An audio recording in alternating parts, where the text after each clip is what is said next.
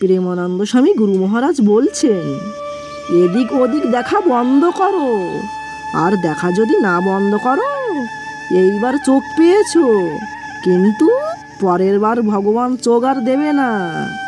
এমন তো জীব আছে যাদের চোখ নেই। মানুষদের মধ্যে এমন মানুষও আছে যাদের চোখ নেই।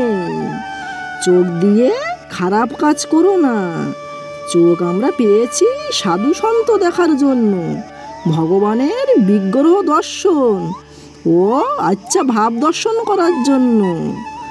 নিজের বিবাহিত স্ত্রী ছাড়া অন্য সবার প্রতি মা ভগবতী ভাবনা রাখবে।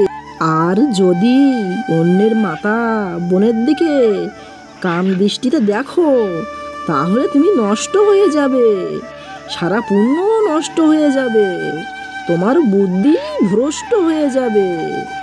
চোখেই তো মানুষের ভাষায়। আচ্ছা কি দেখবে? এই দেহেই বা আছে কি?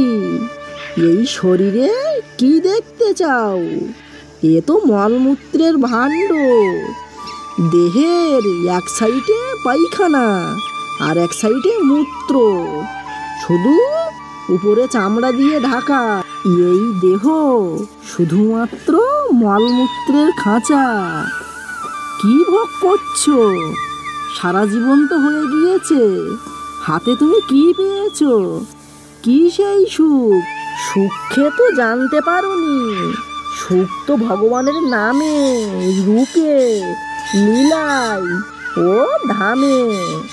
চোখ ব্যাকুল হতে হবে ভগবানের রূপ দর্শনের জন্য।